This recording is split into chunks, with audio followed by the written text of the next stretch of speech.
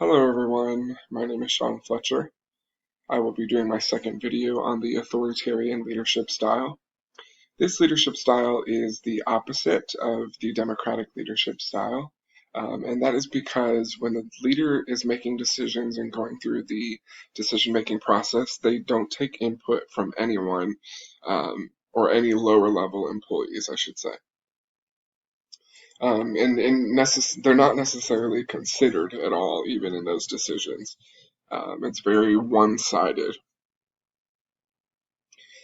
When the decisions are made, those team members are expected to adhere to those decisions without any input or being able to really have an opinion on the decision.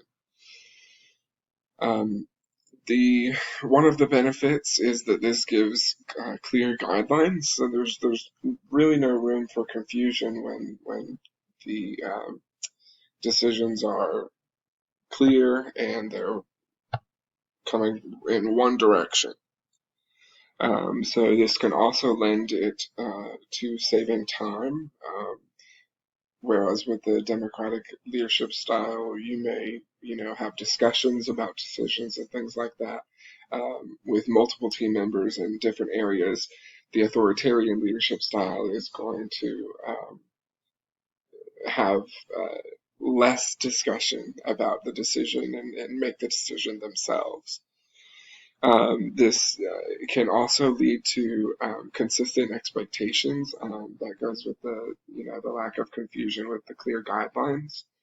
And it's just overall, it can be a streamlined decision making and save time. There are many disadvantages. The employee retention and employee morale overall. When employees are not included ever, there's less ownership for the work that they're doing, and it leads to resentment in some cases with employees, being told what to do.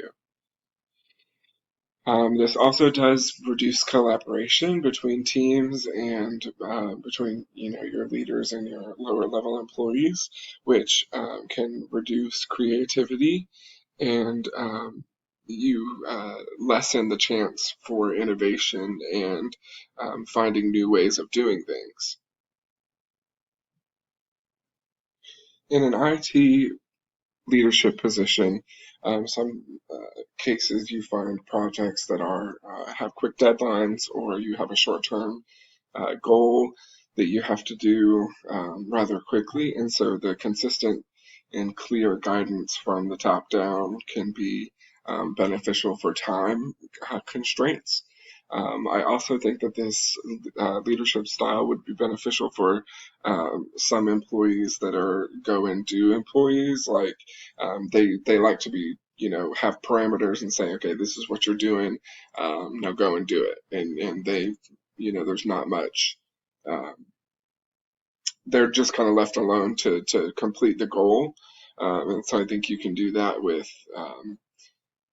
this leadership style, where you can just tell them this is the vision and this is the direction you're going. Now that's the task you want to complete. Also, when an organization is in the midst of big change or maybe a crisis, I think that this leadership style can be beneficial in those times too, because you really need a central focus and somebody to make decisions. And I think that's really one of the main characteristics of this leadership style.